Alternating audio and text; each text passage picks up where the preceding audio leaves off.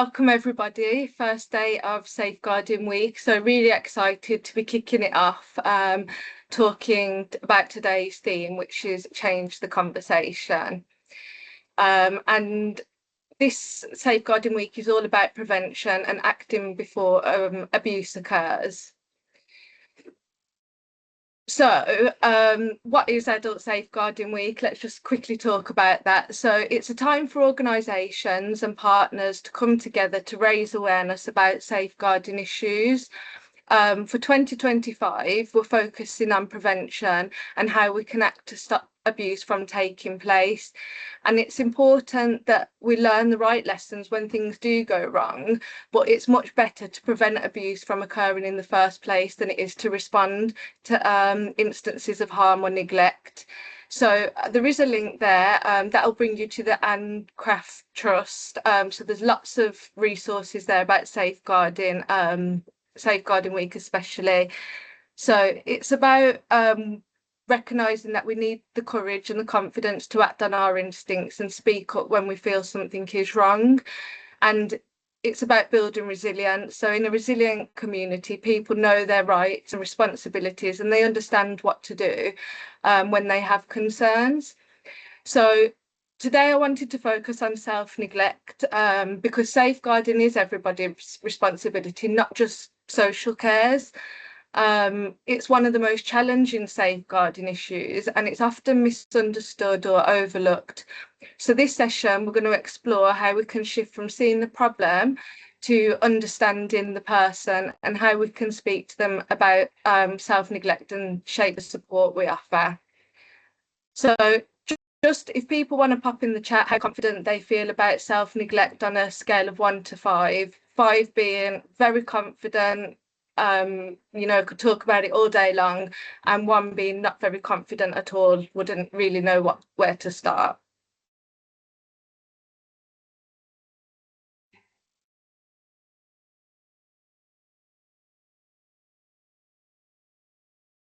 Just see that, yeah, that's good. So I'm just having a little technical problem trying to change the slide. Just be a second. Do you want me to do it, Danielle? Yes, please. Can. Thank you.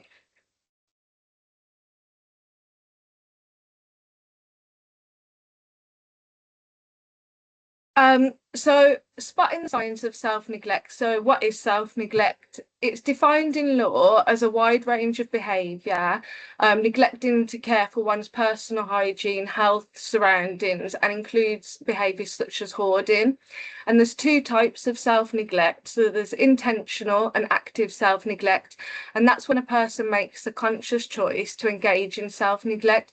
For example, they may refuse to see a doctor when they're feeling unwell, which I'm sure we've all probably done at some point. And then there's the non-intentional or passive self-neglect. So when health-related conditions contribute to a risk of developing self-neglect. So for example, someone with a learning disability may have lapses in their concentration that may make them forget to attend to their personal hygiene.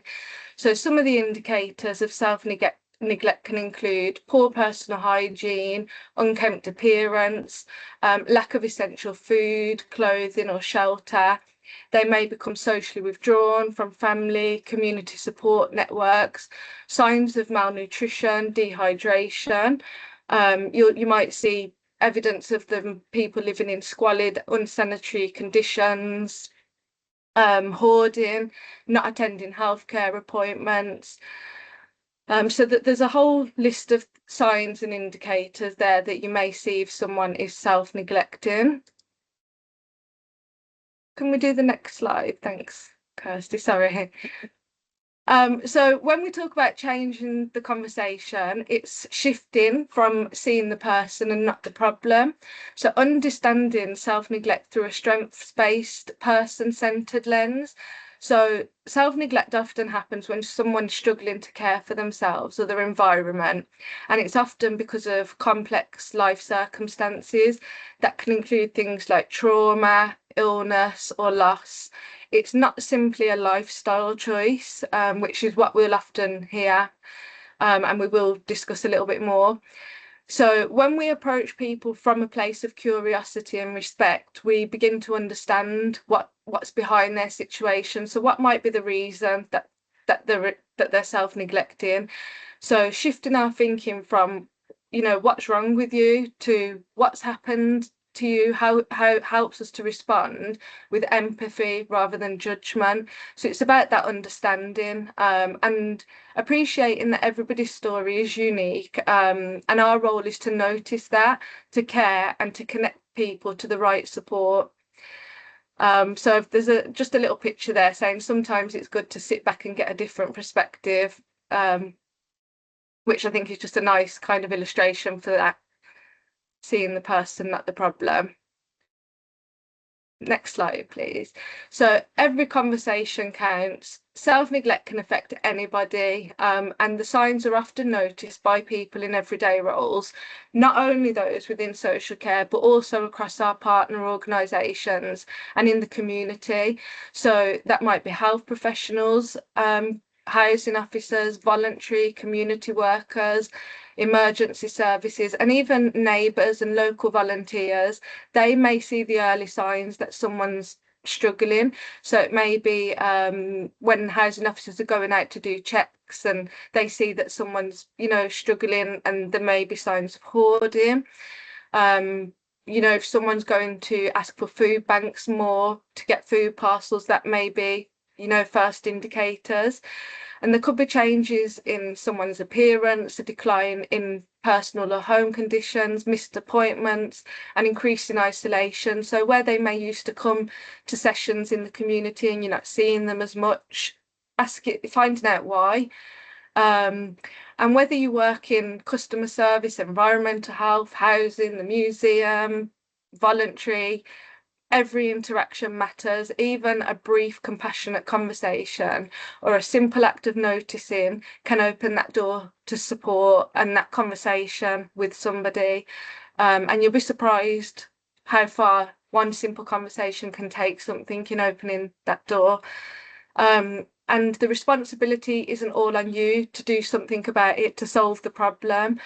But you can make a really big difference just by sharing your concerns through the right safeguarding routes, so that help does reach the person as early as possible.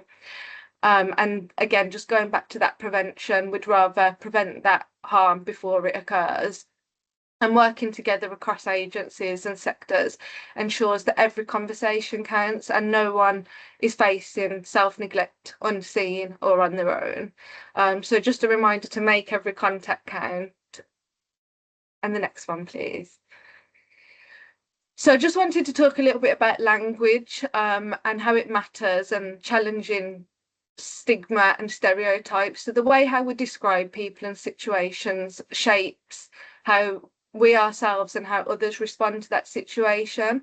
So labels such as refuses help or uncooperative or they're dirty or the house was dirty, that reinforces those stigmas, and it can discourage people to engage with us.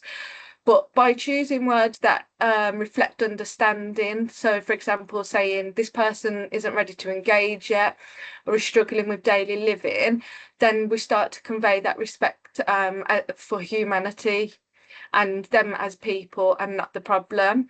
So language can either build barriers, or it can open doors, and changing how we talk about self-neglect and how we think about it can ultimately change how we act. So a common phrase, which we've already touched on, is that, oh, it's a lifestyle choice. They may have capacity, they're choosing to do it, which is often then used as justification to stop working with that person, in the context of chronic self-neglect, particularly where someone may be experiencing substance misuse, homelessness, hoarding, they may be street begging or sex work. So we may look at those people as, they've got capacity, they know what they're doing, it's a lifestyle choice. But what's the issue with that? So it implies that the adult is free to make those choices, and it diverts the attention away from the role of trauma and what that plays in it. It doesn't recognise potential coercion that could be going on that isn't obvious on the face of things. and it takes away our professional responsibility to safeguard individuals. And then you often hear, well, the person won't engage, they're refusing help. And the problem with that is it assumes that the person is able to engage with the help, and it gives the person the responsibility for engaging and trusting professionals that they barely know, rather than putting the responsibility on us to find the way to build that trust and that rapport with that person. And in cases of self-neglect, that doesn't always happen in one conversation. It can take months. In some cases, it can even take years, but the outcomes are very good when, that is sustained. So just changing the way we think and the language we use, we could say things like, Mrs. Smith is reluctant to accept help from me or our service. I'm not quite sure the reasons. She may find it easier to accept help from somebody that she already knows or trusts. And you could mention what you're doing, liaising with other professionals who know her better to explore alternative options, saying things like, rather than, not engaging, that this person's hard to reach, but we need to work creatively to build trust and explore the barriers to engagement. So if someone's missing 4 appointments in a month, rather than, shutting them off from the service, we need to look at and review that person's ability to attend those appointments and explore the barriers. And I understand that all services are under pressure, but this is something that we do have to change our conversation about, because, as I say, safeguarding is everybody's responsibility. Next one, please. So some of the barriers and bridges to why people self-neglect. So self-neglect often develops from deeper issues, as we've touched on, such as mental or physical health, ill health, bereavement, trauma, isolation, or financial hardship. And for some people, accepting help can feel threatening, and they may fear losing their independence or that being judged. For some older people, if they admit to anyone that they're struggling, there may be a misconception that they're going to be put into a care home. So they may need reassurance around that. There's lots of support out there. This is what we can do. But it takes time to build that trust, and you do that through that consistency. And the most effective approach is one that's based on patience, compassion, and collaboration with the person and other agencies. And each small respectful contact helps build that bridge towards engagement and support. Next one, thank you. So there's a little bit about making safeguarding personal here and how that plays into this issue of self-neglect. So making safeguarding personal, it's an initiative what's aimed to improve adult safeguarding. It's about making safeguarding interventions outcome focused and person led. And sometimes there's tensions between the two aspects of making safeguarding personal. For example, when somebody is at risk and they say they don't want support or they're unwilling to talk to us. And it's about balancing that duty between our duty of care and protection with that person's right of autonomy and being able to choose, and just focusing on that language, to stop saying things like they don't engage and start saying they're hard to reach. How can we overcome those barriers? So when people decline, don't turn up for appointments, or there's a known risk, the onus is on us, as professionals, as partners, to try and reach those people. And if the risk is unreasonably high, then we work together as professionals to safeguard that person, sometimes even if they don't want our help. It's about risk assessing and making sure that we've done everything we can to support that person in a way that breaks down those barriers. And sometimes that's not always possible, but it's about making sure that we know we've done everything we can. So we know that there's many barriers to accepting and engaging with support, as we've mentioned. Could be coercive control or cognitive impairment. And often the refusal or help or difficulty in working with someone can be explained by the way it's being offered or the type of help that's being offered. And trauma can play a big part in people's trust in professionals. So again, just that thinking thoroughly about exploring the barriers to engagement and building those relationships. And the conclusion that someone doesn't want help should only really be drawn when all proactive attempts have been made to break those barriers and to build that trust.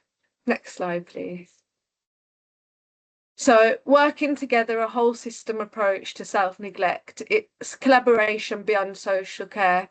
We want everyone to be the eyes and ears of the community. Safeguarding is everyone's responsibility.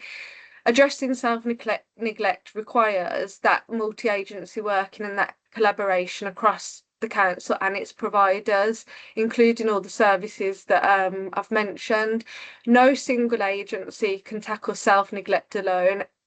Each has a piece of the picture, and together we can create a more complete understanding of a person's situation. And when council departments and partner organisations share information, coordinate support and communicate effectively, that's when we begin to build a network of safety around individuals who are at risk of self-neglect. Community organisations and health professionals are often trusted as first points of contacts, and their insights can help, as I've mentioned, really do help identify those early risks of and can encourage the engagement. The whole system approach ensures that people receive joined up person-centred support rather than fragmented responses, which is something that when things do go wrong, that's usually one of the things that we notice has gone wrong. Everybody had a piece of the puzzle, but we didn't come together. So everyone in every role contributes to safeguarding, whether through noticing, listening or sharing our concerns, and working together we can build communities where no one's left unseen or unsupported. So moving on to the mirror moment and just reflecting on our own biases. I think this is important because it's just about practicing self-awareness. So we all bring our personal assumptions and experiences to our work, and it's easy to make quick judgments about how somebody lives, especially if their choices and environment seem different from our own. And it's natural to do that. Our first instincts will be to look at something that's different to how we might live and think, oh, well, that's not right. But changing that conversation begins with that self-awareness, recognising that we might have those biases and replacing that judgment with curiosity and thinking, oh, well, why is this happening? What could I do to help? Is there anything that could help? And by reflecting on how we think and speak, we can create a culture that supports dignity and respect for everyone. So just a moment of personal reflection here, and I would like this to be a lot more interactive, but we do only have a short, brief time. So if people feel comfortable to, just pop in the chat, think of a time when someone really listened to you without judgment. How did that change things for you? How did it make you feel? So yeah, I'm not going to respond to them at the moment, but if you just pop them in the chat and then we can, people can have a little read through them, that'd be really helpful. Thank you. Kirsty, next one, please. Thank you. So top 5 ways to change the conversation, just to kind of recap on what I've said. It's to see the person and not the problem, focus on the individual story rather than their situation, get to know them. So behind every case of self-neglect is a person with experiences, losses and strengths. Ask what happened instead of what's wrong. Again, using a trauma-informed approach, there's generally a reason for why somebody's self-neglecting, and building up that trust and relationship with somebody can make a big difference. So using that respectful language and being compassionate. So words shape attitudes, avoiding labels like refusing help or uncooperative, and instead use language that recognises barriers and humanity. So saying finding it hard to engage right now or struggling with daily living, and just remembering that kindness and respect opens doors that judgments closes. Be curious, not critical. Replace assumptions with curiosity. If someone's behaviour seems unusual, ask yourself why it might make sense from their perspective. So understanding the reasons behind self-neglect helps us respond more effectively. So sometimes when people are hoarding, there may be issues with attachment, so looking for the reasons beyond what you're just seeing in front of you. Working together across services. Self-neglect isn't one person's responsibility, it's everybody's. When teams share information and communicate clearly and act together, we create that safety net, which prevents people from slipping through the gaps. And safeguarding is a whole council, whole community effort. Notice, listen and share. Every conversation counts. If you notice signs of self-neglect, for example, changes in someone's appearance, environment or behaviour, listen without judgment and report your concerns through the right channels. You don't have to fix the problem, you just have to help somebody be seen. So just bringing you onto some resources that we have here. There is the multi-agency self-neglect and hoarding policy and practitioner guidance. This is accessible to everybody. It's on the Herefordshire Safeguarding Adult Board's website. You'll see that we do have the clutter rate in there. So if you are concerned and you're thinking, am I sure? Do I need to be worried? You've got a scale there that will help you risk assess the situation.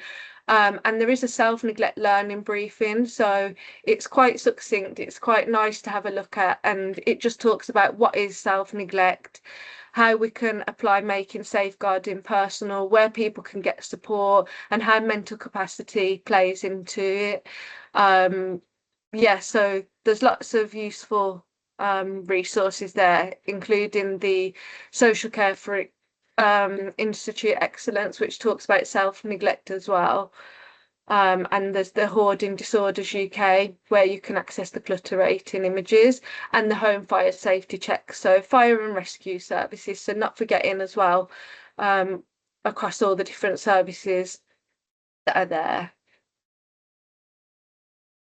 So if you do need to make a referral for somebody, speak to them about it first, let them know that you're going to make the referral, gain their consent where possible. If you're very worried that the risk is high and you haven't got consent, still make that referral.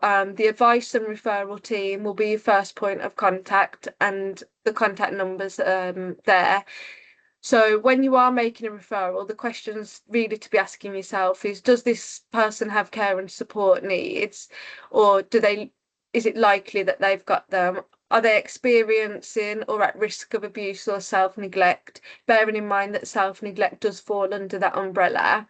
And are they unable to protect themselves? If the answer is yes, then that's when we'd start looking at making those safeguarding referrals.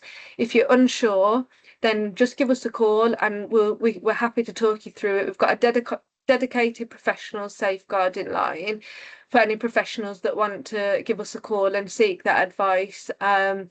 The public will tend to call ART as their first point of contact. You could put a referral through. Our email address is on there. You may wish to write to us. So lots of different ways you can get in contact.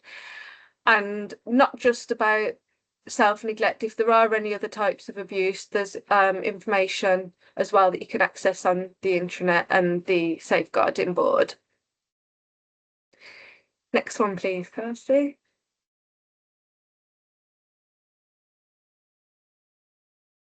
So just as some final closing comments, change the conversation is by choosing words that uplift, listening with intention and showing genuine care.